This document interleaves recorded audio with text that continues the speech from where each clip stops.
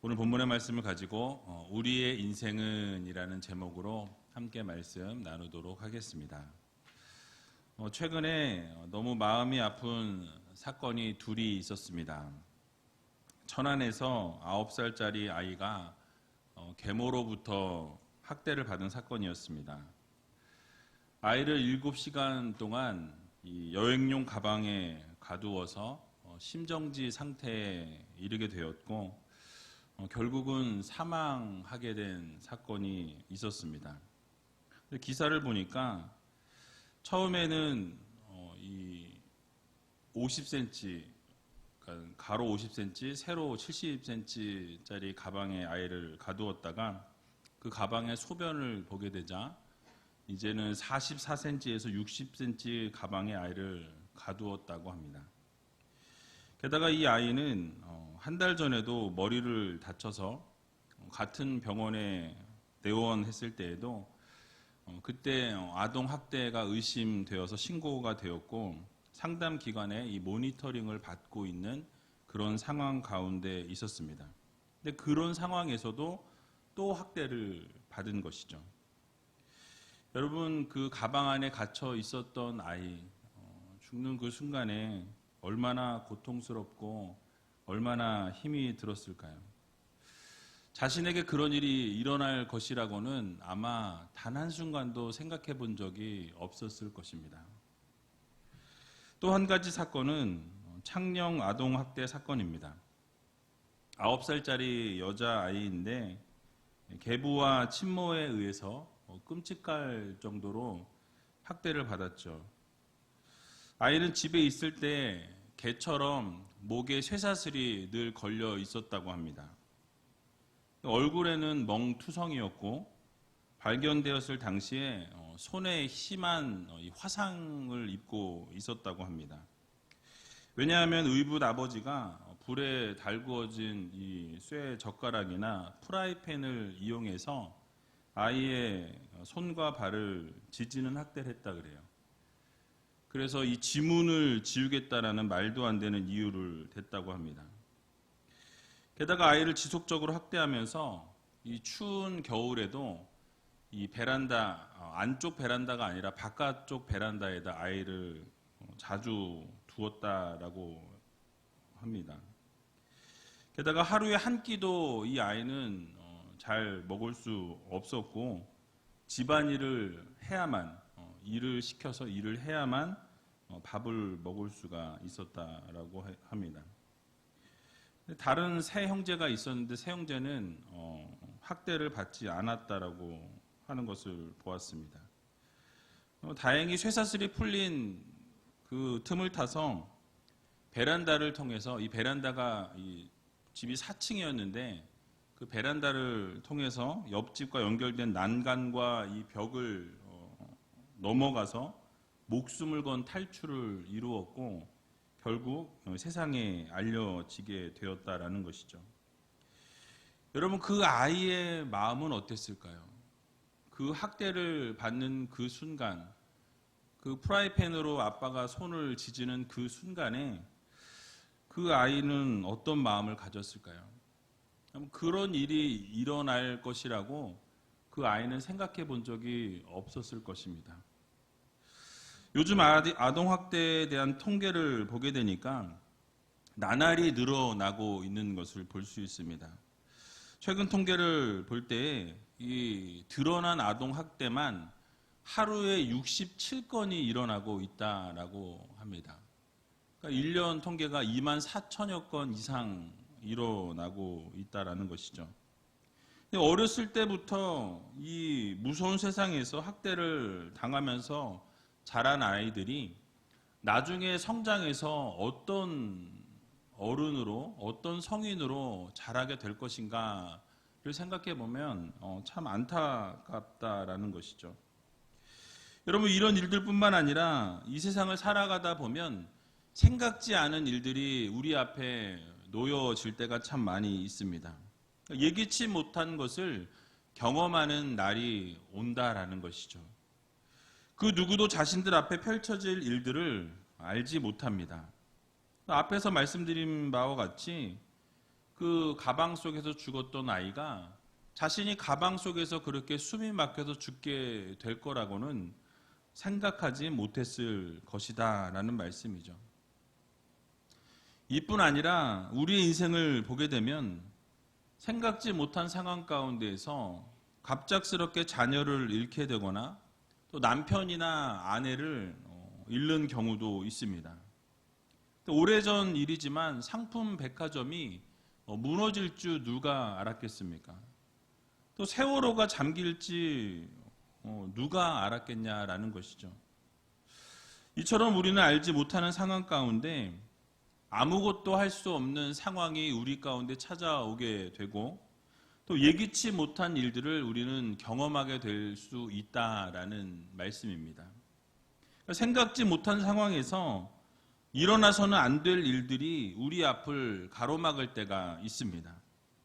때로는 이런 일들 때문에 모든 것을 다 포기하고 싶은 순간이 찾아올 때도 있다라는 것이죠. 그럴 때 우리는 우리의 인생에 대해서 다시 한번 생각해 보게 됩니다. 과연 이토록 쉽게 또 이토록 허무하게 사라져 버리는 것이 인생이라면 도대체 우리는 무엇을 위해 살아가고 또 무엇을 위해서 고생하고 또 무엇을 위해서 우리가 이렇게 희생하고 있는가? 또 그러면 이런 인생을 우리는 과연 어떻게 살아가야 하는가라는 의문이 들 때가 있습니다. 오늘 본문의 주인공인 다윗은 힘들고 어려운 그 순간 가운데서 자신의 인생을 죽음과 연관해서 바라볼 수 있기를 기도하는 것을 보게 됩니다. 오늘 본문 시편 39편 4절을 보니까 이렇게 말씀하죠. 우리 같이 한번 읽어보도록 하겠습니다. 여호와여 나의 종말과 연한의 어떠함을 알게 하사 나로 나의 연약함을 알게 하소서. 아멘. 자, 다윗은 자신이 깨닫지 못하고 잊어버리고 있었던 한 가지 사실을 고백하고 있습니다. 그것은 바로 자신의 인생에 종말이 있다라는 사실이에요. 거기에는 정해진 연한이 있기 때문에 언젠가는 마지막이 오게 될 것이다 라는 이 사실을 잊지 않게 해달라라고 하나님 앞에 기도하고 있습니다. 즉 우리가 깨달아야 할 첫 번째 교훈은 바로 우리의 인생에는 종착역이 있음을 깨달아야 한다라는 말씀이에요. 여러분 아무리 오래 살고 싶어 한다고 해도 종착역이 있고 또 우리 종착역에는 연약한 인생이면서 하나님께서 부르시면 우리는 그 즉시로 달려갈 수밖에 없는 이 세상을 떠나야 하는 나약한 존재라는 사실입니다. 그래서 우리는 이 세상 살아가면서 늘 죽음을 의식하면서 죽음에 대한 인식을 가지고 우리는 살아가야 한다라는 말씀이죠. 그 누구도 예외가 없습니다. 때가 되면 흙으로 돌아가야 하는 것이 바로 우리의 삶이다라는 것이죠. 그러므로 우리 모두는 죽음을 인식하면서 우리가 살아가게 될 때에 우리 인생을 바르게 살아낼 수가 있습니다. 내게 마지막이 있는 것을 알고 그 마지막을 우리가 준비하면서 이 세상을 살아가게 될 때에 의미 있는 삶을 살기 위해서 우리는 노력을 하게 되고 결국 보람된 삶을 살아가기 위해서 최선을 다하게 된다라는 사실이에요. 그래서 전도서 기자는 전도서 7장 2절 상반절에서 이렇게 말씀합니다. 초상집에 가는 것이 잔치집에 가는 것보다 나으니 라고 말씀하고 있습니다. 또 시편 90편 12절을 보게 되면 우리에게 우리날 계수함을 가르치사 지혜의 마음을 얻게 하소서라고 말씀하고 있는 것도 보게 됩니다. 그러니까 결국 이 두 구절의 말씀은 무엇을 말씀합니까? 그러니까 우리의 인생에는 종착역이 있다라는 것을 말씀하고 있어요. 여러분 그래서 결국 죽음의 현실을 우리가 알고 우리의 인생을 준비하는 것, 이 종착역에 대해서 우리가 준비하면서 이 세상을 살아가는 이 지혜로운 사람이 되어야 한다라고 성경은 우리들에게 교훈해주고 있는 것입니다. 그래서 명설교가인 스펄전 목사님은 이 말씀을 강조하기 위해서 이렇게 말했다고 합니다.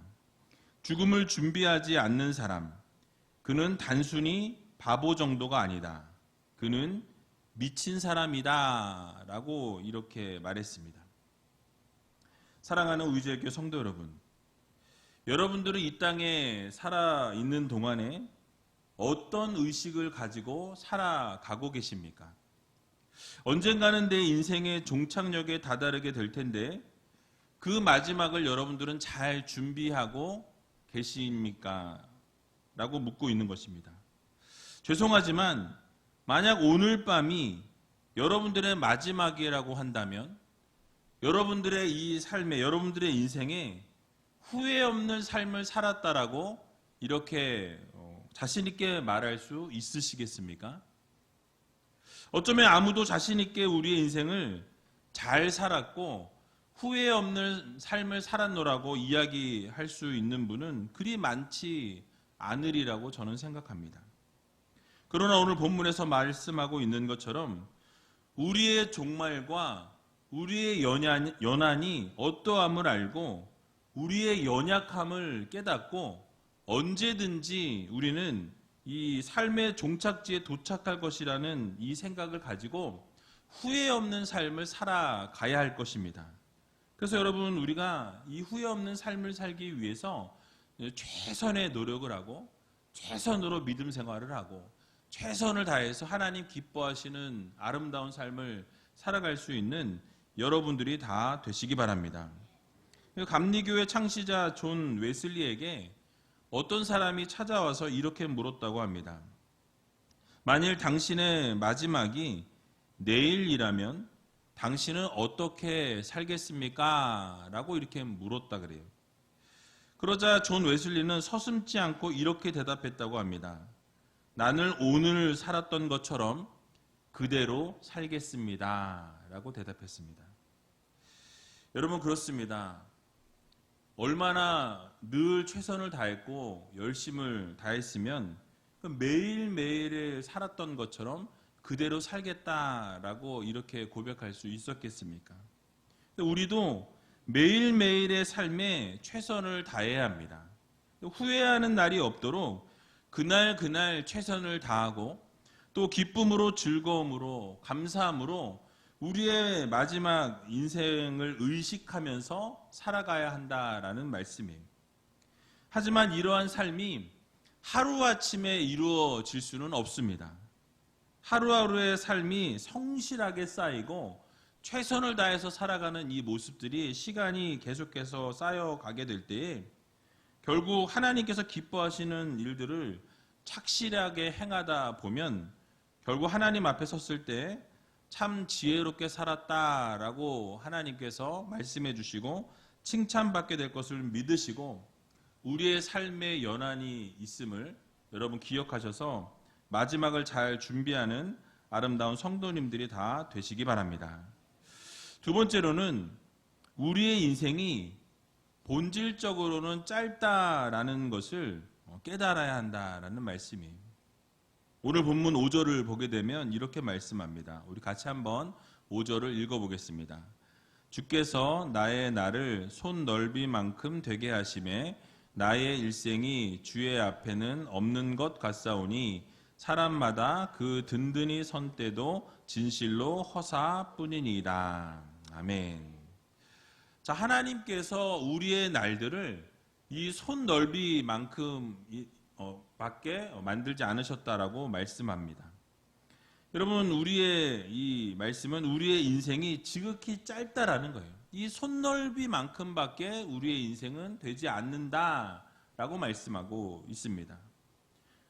그래서 여러분, 무엇입니까? 결국 우리의 인생은 그냥 휙 지나간다라는 것이죠. 또 무엇이라고 말씀합니까? 우리의 일생이 주님 앞에서는 없는 것 같다라고 이렇게 묘사하고 있습니다. 즉 영원하신 하나님 앞에서 우리는 우리의 인생은 이 없는 것 같은 인생이다라는 것이죠. 성경에 보면 우리의 연수가 70이요 간거라면 80이라고 말씀하고 있습니다. 영원하신 하나님 편에서 볼 때 이 70년 또는 80년은 이 정말 이 경점과 같은, 이 점과 같은 그런 인생이다라는 말씀입니다. 게다가 사람마다 든든히 선 때에도 진실로 허사뿐이다라고 이렇게 말씀하고 있습니다. 이 말씀은 든든히 서 있는 때, 곧 최전성기에 살아가고 있는 그런 삶 가운데 있을지라도 그 삶조차도 하나님이 보실 때는 허사다라는 거예요. 아무것도 아니다라고 말씀하고 있는 것이죠. 즉 인생의 허무함과 덧없음을 강조하고 있는 것입니다. 결국 다윗이 강조하고 있는 것이 무엇입니까? 바로 인간의 성공과 이 행복한 삶, 또 부귀영화의 삶은 이 한순간의 고통과 죽음으로 인해서는 연기처럼 사라지게 된다라는 거예요.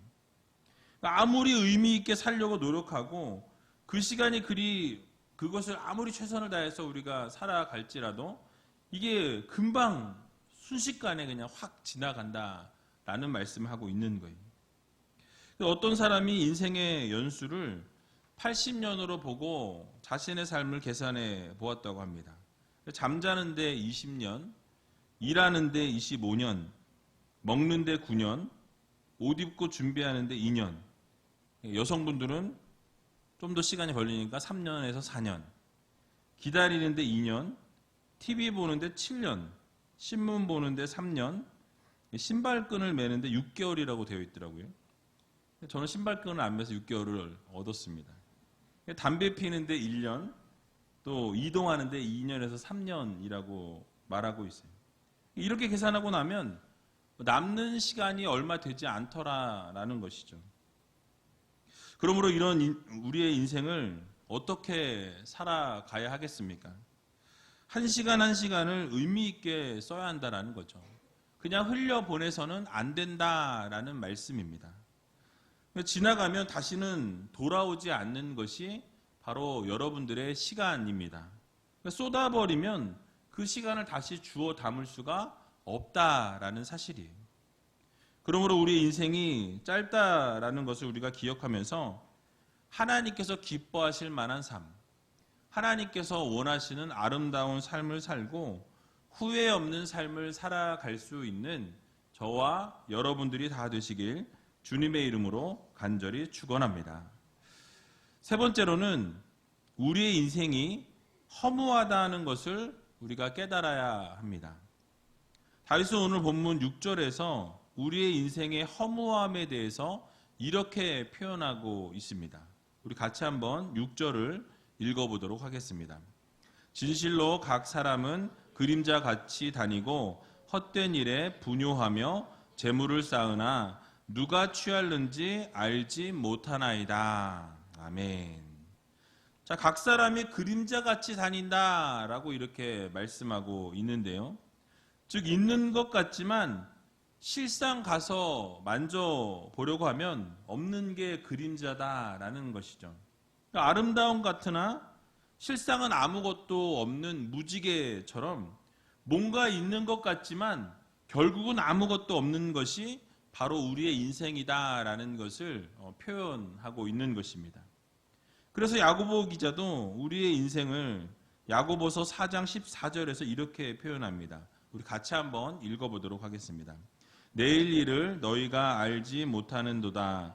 너희 생명이 무엇이뇨? 너희는 잠깐 보이다가 없어지는 안개니라. 아멘. 즉 우리의 인생이 안개와 같이 잠깐 보였다가 그냥 사라지는 아주 짧은 인생이다라고 이렇게 표현하고 있습니다. 그런데 다윗은 그 이유를 우리가 헛된 일에 분요하다라고 말씀하죠. 즉 헛된 일에 바쁘게 살아가고 있기 때문이라고 말씀합니다. 특별히 어떤 일에 바쁘다고 말씀합니까? 누가 취할는지 알지 못하는 헛된 일, 즉 재물을 쌓는 일에 우리가 헛된 삶을 살아가고 있다라고 말씀하죠. 누가복음 12장 16절에서 26절의 말씀을 보게 되면 한 부자의 이야기가 나오고 있는 것을 볼 수 있습니다. 자신의 밭에 이 소출이 풍성하게 이루어졌습니다. 곡식을 쌓아둘 정도로 없이 쌓아둘 곳이 없을 만큼 아주 풍성한 곡식을 거두게 되죠. 그러자 마음 가운데 이 곡식을 쌓을 곳이 없다라는 걱정을 하기 시작합니다. 이것을 어떻게 할까? 이 많은 것을 어디에 쌓아둘까?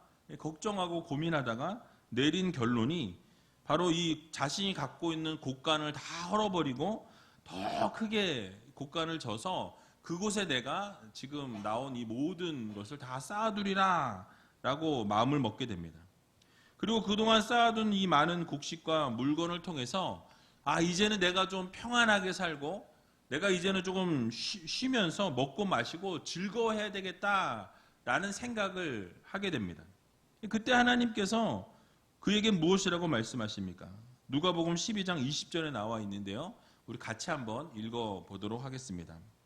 하나님은 이르시되 어리석은 자여 오늘 밤에 내 영혼을 도로 찾으리니 그러면 내 예비한 것이 네 것이 되겠느냐 하셨으니. 아멘. 여러분 무엇이라고 말씀합니까? 바로 우리의 영혼을 하나님께서 찾아가시겠다라는 거예요. 많은 것을 쌓아놓고 이제는 좀 즐기고 이제는 그것을 좀 누리고 이제는 그것을 좀 즐겁게 이렇게 생각하면서 바라보려고 하는 그 순간에 하나님께서 내가 너의 영혼을 취하겠다라고 말씀하신다라는 거예요. 여러분 그렇습니다. 우리가 쌓을 곳이 없을 만큼의 재물을 가지고 있다 한들 하나님께서 오늘 밤에 우리를 부르시면 그것이 무슨 소용이 있냐라는 거예요. 아무것도 아니라는 사실을 우리는 기억해야 할 것입니다. 지난주에 말씀드린 것처럼 우리의 보물을 하늘에 쌓아 두어야 한다라는 사실이죠. 물질을 흘려보내는 성도들이 되어야 할 것입니다. 그래서 하나님의 영광된 일에 하나님이 기뻐하시는 일에 우리의 물질을 사용할 수 있는 믿음의 성도들이 되어야 한다라는 거예요.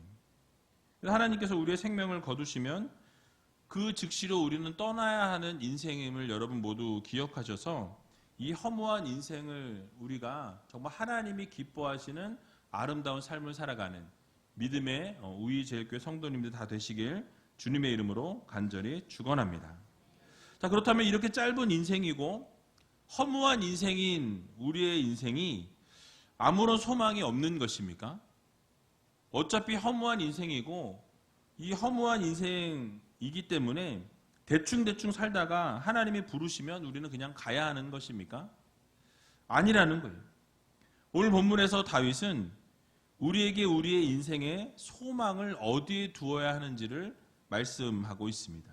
오늘 본문 7절에 나와 있는데요. 우리 같이 한번 7절을 읽어보도록 하겠습니다. 주여 내가 무엇을 바라리요? 나의 소망은 주께 있나이다. 아멘. 자, 다윗은 자신의 인생을 돌아보게 될 때에 이 손바닥만큼이나 짧은 인생이라고 말씀했습니다.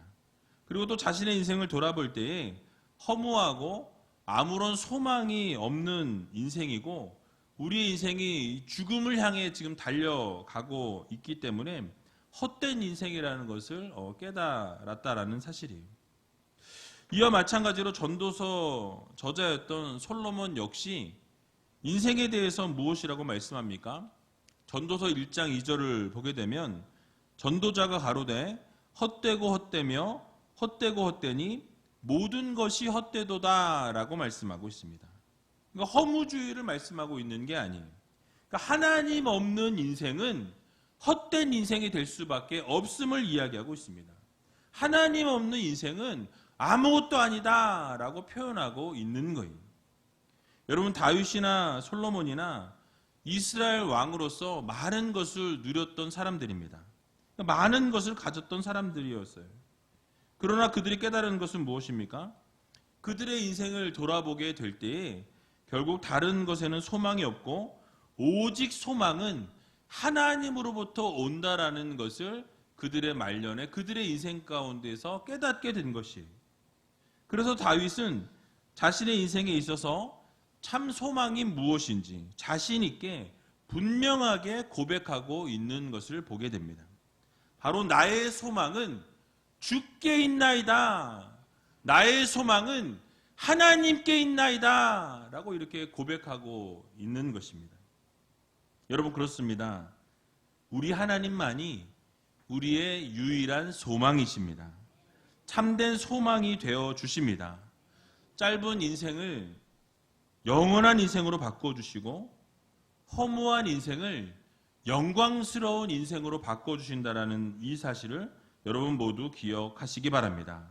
이번 한 주간 살아갈 때에 여러분 잊지 마시기 바랍니다.